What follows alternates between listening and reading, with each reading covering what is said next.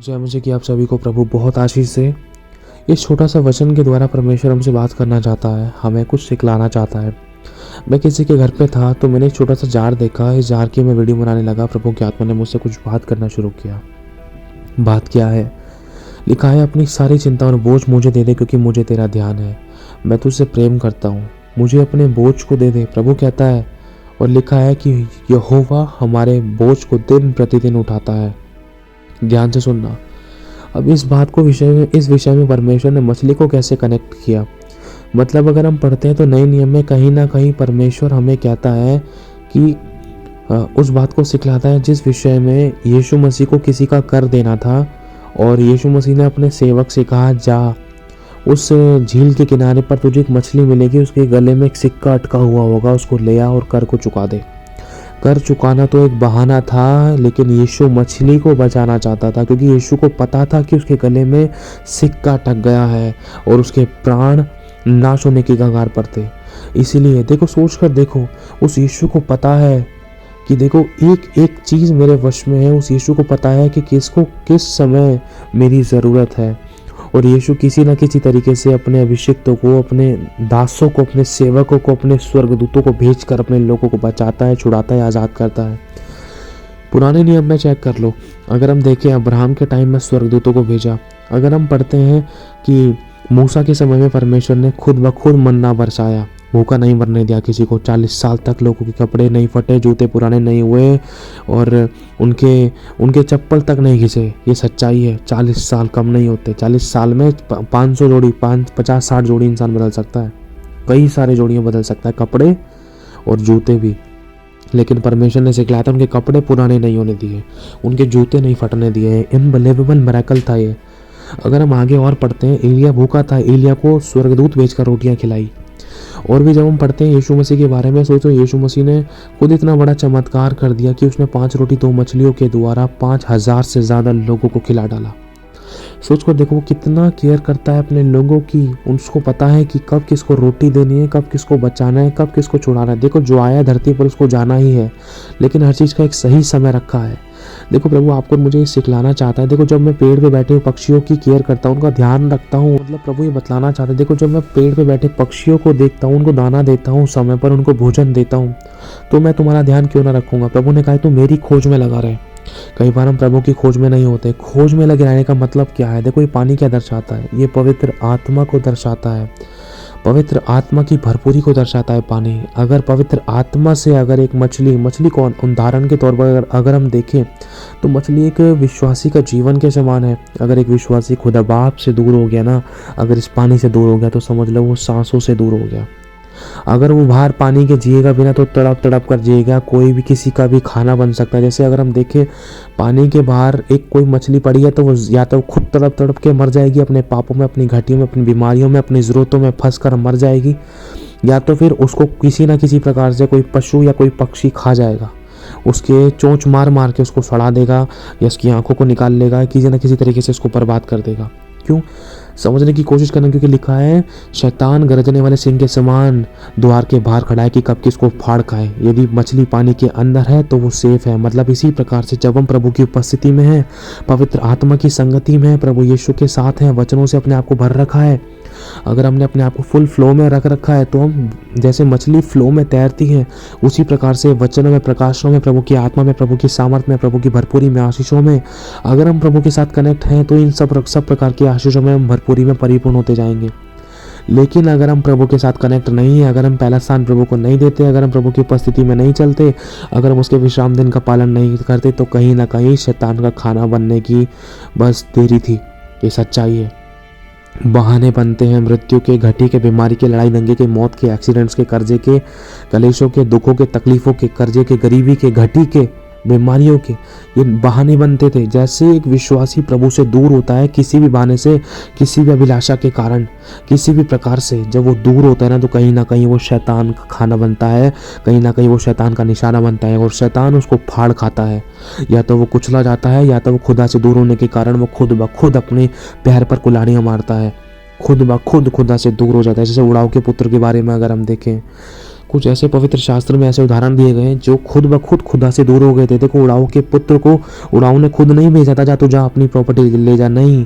उड़ाऊ तो कहता था, बाप तो कहता था अपने बच्चों से, तुम मुझसे दूर मत होना मेरे बेटे, मुझसे दूर मत जाना, मुझसे दूर होके जीवन नहीं है, मुझसे दूर होकर तुम्हारे लोग इस्तेमाल कर लेंगे, तुम्हें काट देंगे, तुम्हें मार देंगे, तुम्हें इस्तेमाल करेंगे, तुम्हें आंसू में रखेंगे, तुम्हें बीमार कर देंगे, ये दुष्ट आत्मा तुम्हें घेर लेगी, ये संसार जो पाप से भरा हुआ है तुम्हें घेर लेगा, तुम्हें अपाहिज कर देगा, बीमार कर देगा, लाचार कर देगा, परेशान कर देगा, आंसुओं में रखेगा।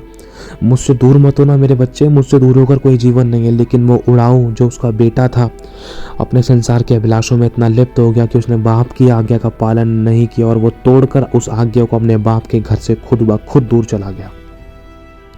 समझने की कोशिश करना, जब एक विश्वासी खुदा की उपस्थिति से खुदा से दूर होता है तो वो अपनी मृत्यु के लिए गड्ढा खोदता है और बहुत कुछ खोता है। ऐसा नहीं हो सकती कि वो कभी कुछ जिंदगी में पाए।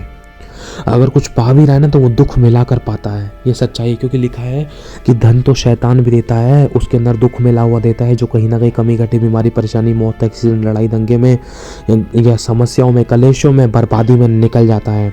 शैतान भी ऐसा धन देता है। इसलिए प्रभु कहता है कि संसार का सदृश ना बन, तुम्हारे मन के नया हो जाने से तुम्हारा चाल चलन, मतलब तुम्हारे मन के नया हो जाने से तुम्हारा चाल चलन बदलता जाए। मतलब अगर हमने यीशु पर विश्वास कर लिया तो हमारा चाल चलन बदलता जाए। देखो, जैसे मछलियाँ बाहर देख रही हैं, बाहर की ज़िंदगी, बाहर की दुनिया कितनी अच्छी लग रही है, आलिशान, हसीन लग रही है, लेकिन जैसे ये पानी से बाहर आती है ना तो उनको पता चलता है कि दुनिया में, संसार में, पाप में, हर प्रकार की ऐसी कलेशों में, समस्याओं में, दुख और टेंशन, चिंता, परेशानियों में खुदा से दूर होकर सिर्फ तड़पन और मृत्यु है। एक विश्वासी जब इस पानी से बाहर झांकता है तो उसको पता चलता है कि बाहर तो जीवन है ही नहीं, बाहर तो बस दिखावा है, दिखावा, ये शो ऑफ है, शो ऑफ, ये दिखावा है, ये सब की सब, ये जो बातें दिखाई देती है संसार में। देखो, जैसे मछलियां बाहर की तरफ जब देखती हैं, क्या दिखाई दे रहा है? चमक दमक दिखाई दे रहा है, लाइटिंग दिखाई दे रही है, अच्छा हंसना खेलना कूदना दिखाई दे रहा है, लेकिन इसके पीछे आंसू हैं, बीमारी हैं, परेशानी है, कर्जे हैं, लड़ाई दंगे हैं। कहीं ना कहीं प्रभु में कहना चाहता है, मेरे बच्चे, मेरी उपस्थिति में चला और सिद्ध होता जा, जो भी तेरी जरूरत है वो मैं तुझे दूंगा, तुम मुझसे दूर मत होना। प्रभु ने कहा है कि देख, तू शरीर की बातों पर मन लगा, क्योंकि लिखा है जो शरीर के लिए बोता है वो विनाश की कटनी को काटेगा। शरीर की बातों पर मन लगाने का मतलब है ऐसी कोई भी अभिलाषा जो तुझे मुझसे दूर करती है, जो तुझे पानी से दूर करती है, उसको अपनी ज़िंदगी से दूर कर दे। अगर तूने अपनी ज़िंदगी से उसको दूर नहीं करा तो वो चीज़, वो अभिलाषा तुझे मुझसे दूर कर देगी और तू बिना पानी के तड़प तड़प कर मर जाएगा, मर जाएगी। प्रभु बतलाना चाहता है, मैं बचाना चाहता है। प्रभु हमें, हम पर अनुग्रह करता है। देखो, हम कितने भी गलत हैं, कितने भी पापी हैं, लेकिन फिर भी वो हमें गले लगाता है। उसने कहा जितने भी तूने पाप किए हैं, कोई बात नहीं, तू मेरे पास आ। देखो, काले रंग की मछली है, सफ़ेद रंग की मछली है। सफ़ेद क्या दिखाता है? धर्मी, बहुत पवित्र। ये ऑरेंज रंग बिरंगी कलर की कई मछलियाँ होती, काले रंग की। तेरे पाप कितने भी अर्गवानी कलर के क्यों ना हो, कितने भी काले क्यों ना हो, कितने भी रंग बिरंगे हो, तुझे लगता है कि तुझे इनकी क्षमा नहीं है, लेकिन मेरे पास आ।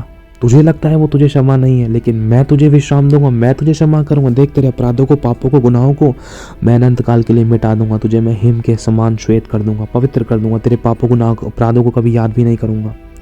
अगर तू संसार में चला गया मुझे छोड़कर, तो तेरा जीवन किसी न किसी तरीके से शैतान बर्बाद कर सकता है। इसलिए चुनाव मैंने तेरे हाथ में दिया है। यदि तू उस पानी के अंदर रहेगा, यदि तू मेरी उपस्थिति में रहेगा, यदि तू मेरे भवन में रहेगा, मेरी बात का पालन करेगा, तो तू आत्मा में फ्लो होता रहेगा। तुझे किसी भली वस्तु की घटी नहीं होगी, तुझे समय पर मैं देता रहूँगा।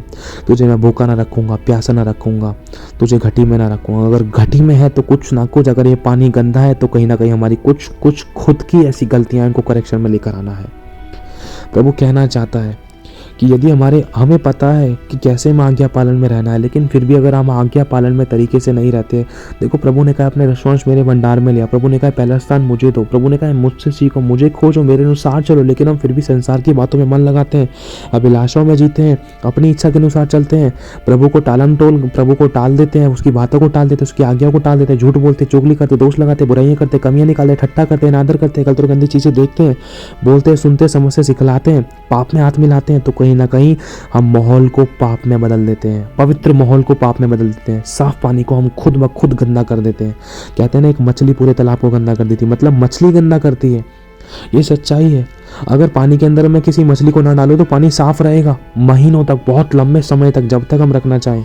किसी बोतल के अंदर पानी को बंद करके देख लो, अगर आपको नहीं लग रहा तो आप चेक कर सकते हो। ये सच्चाई है। लेकिन मेरे भाइयों और बहनों, हमारे जीवन में से ऐसी बुराइयां, ऐसी कमियां ना निकलें जिसके कारण वो पानी गंदा होता है, जिसके कारण हम प्रभु की उपस्थिति को बिगाड़ते हैं, प्रभु की उपस्थिति को हम खराब कर देते हैं, फिर हम उसकी सुन नहीं पाते, उसको देख नहीं पाते, फिर सब धुंधला दिखाई देता है। जैसे हम पहले ट्रांसपेरेंसी में देख पाते थे, प्रभु की सुन पाते थे, प्रभु की इच्छा को जान पाते थे, लेकिन जब पानी गंदा हो जाता है तो गंद दिखाई देता है, जिसके कारण हम ज़्यादा दूर तक नहीं देख पाते। मतलब हम आत्मा में अंधे हो जाते थे। मेरे भाइयों बहनों को प्रभु कहीं ना कहीं हमें करेक्ट करना चाहता है। ये पानी क्या है? प्रभु की उपस्थिति, प्रभु का प्रेम, भरपूरी, जीवन है, जीवन, वचन जीवन है, प्रभु का संग, प्रभु का सिंहासन, प्रभु की उपस्थिति, प्रभु की संगति, प्रभु का भवन, वो हमारे लिए पानी के समान है। यदि हम उसमें बने रहेंगे ना तो हम जीवन पाएंगे। यदि हम उससे दूर हो गए ना किसी तरीके से, चाहे बहाने कुछ भी बने, तो थोड़े दिन तक सांस चल सकती है, थोड़े दिन तक वो आशीष रह सकती है, लेकिन कहीं ना कहीं शैतान के चंगुल में फंस सकते हैं। और जैसे ही मछली पानी से दूर होती है तो कहीं ना कहीं मछली या तो खुद ब खुद अपनी गलती के कारण मर जाएगी, या तो फिर इसको मार दिया जाएगा। कोई कीड़ा मार सकता है, या कोई पक्षी मार सकता है चोंच वाला, या कोई जानवर मार सकता है। समझने की कोशिश करना, जीवन सिर्फ पानी में है, जीवन सिर्फ प्रभु के साथ संगति में है। प्रभु ने कहा ना, मेरी उपस्थिति में चलो और सिद्ध होता जा। जो परम प्रधान के छाए हुए स्थान में बैठा रहे वह सर्वशक्तिमान की छाया में ठिकाना पाएगा। मैं तुझे महामारियों से, मार रोगों से, शैतान की चालों से, लड़ाई दंगे, मौत, एक्सीडेंट से मैं तुझे बचाऊंगा। क्यों? क्योंकि तूने मेरे नाम को जान लिया, तूने मेरी उपस्थिति में रहा है, तूने मुझे पहला स्थान दिया है, तो मेरी जिम्मेदारी मैं तुझे बचाऊं। तो मेरे साथ साथ चला है, चाहे तू गिर भी गया, तूने पश्चाताप किया है, बुराइयों से बैर किया है, तूने पवित्रता में जीने की कोशिश करी है, तो मैं तुझे क्यों ना बचाऊंगा, क्यों ना चंगा करूंगा, मैं तुझे क्यों आशीष नहीं दूंगा, मैं तुझे क्यों बरकत नहीं दूंगा, मैं तुझे सब दूंगा, क्योंकि तू मेरी उपस्थिति में है। चाहे गलती होगी, तूने माना है, फिर भी पश्चाताप किया है, फिर भी तू मेरे साथ साथ चला है, तूने मुझसे दूरी नहीं बनाई है, तू मुझसे दूर नहीं हुआ, तू मेरी उपस्थिति में रहा है। मैं तुझे छुड़ाऊंगा, मैं चंगा करूंगा, मैं तेरे आंसू को पोंछूंगा, तेरे बोझ को उठाऊंगा। इसलिए मैं तुझसे कहता हूँ, अपने बोझ को मुझे दे दे, क्योंकि मुझे तेरा ध्यान है। लेकिन इस पानी से, पवित्रता से, मतलब मेरी आत्मा से, मतलब मेरे वचन से कभी दूर मत होना, क्योंकि वचन में जीवन है, वचन जीवन है। और जब तू जीवन से दूर होगा तो कहीं ना कहीं कलेश, संसार के अभिलाष है, पाप तेरा गला घोट सकते हैं, जिसके कारण कहीं तुझे सांस ना आए। अगर सांस नहीं आएगी तो ऐसा महसूस होगा कि बिना पानी के तड़प तड़प कर मरना। और प्रभु ये नहीं चाहता। प्रभु कहता है, मेरे पास आओ, मुझे पता है कि तुझसे गलतियाँ हुई हैं, लेकिन पश्चाताप कर, मन फेरा और मेरे पास फिर से लौटा, मैं तुझे क्षमा करूँगा। लेकिन मुझसे दूर मत हो, मेरी उपस्थिति में चल, मेरे फ्लो में बह, मैं तुझे गहराई में ले चलूँगा, मैं तुझे उस खजाने को दिखलाऊँगा जो मैंने गहराई में रखा है। जो चीज़ मुझे पता है तेरे लिए ज़रूरी है वो समय पर मैं तुझे दूंगा। मुझे पता है, मैं बाप हूँ, सब कुछ मेरे वश में है। अपना दिमाग मत लड़ा, अपनी समझ का सहारा ना ले, वरन संपूर्ण मन से मुझ पर भरोसा रख, तब मैं तेरे लिए सीधा मार्ग निकालूंगा। मैं तेरी इच्छा को जानता हूँ, तेरी ज़रूरतों को जानता हूँ, तेरे परिवार को, तेरी फैमिली, तेरे लोगों के सब विषय में मैं जानता हूँ। और यदि तू मुझ में बना रहे और मैं तुझ में बना रहा हूँ, यदि तुम मुझ में बने रहो, यदि मेरा फल तुझ में बना रहे, तो तुम जो चाहो तुम्हारे लिए हो जाएगा। इसलिए प्रभु कहता है कि तुम मुझ में बने रहो, यदि मैं तुम में बना रहा हूँ, यदि तुम मुझ में बने रहो, क्योंकि जो इंसान बोता है वो काटता है। अगर तुम मुझ में बने रहोगे तो मैं तुम्हें बना रहूँगा। इसीलिए जब तक एक डाली पेड़ के साथ कनेक्शन में रहती है तब तक वो फलती फूलती है, लेकिन जैसे वो कनेक्शन से दूर होती है तो उसका फलना फूलना बंद हो जाता है और वो सूख जाती है और उसको काटा और आग में झोंका जाता है, तोड़ा और आग में झोंका जाता है। हमें वो डाली नहीं बननी, हमें प्रभु के कनेक्शन में रहना है, चाहे कैसी भी परिस्थिति है। लगता है कि पत्ते झड़ गए, लगता है कि परीक्षा आ गई है, लेकिन ध्यान रखना, अगर हम कनेक्शन में है ना तो फिर से नए पत्ते आएंगे, फिर से हमारा अंधकार दोपहर का सा उजियाला हो जाएगा। हालेलुया। तो प्रभु आशीष दे आप सभी को। जय मसीह की।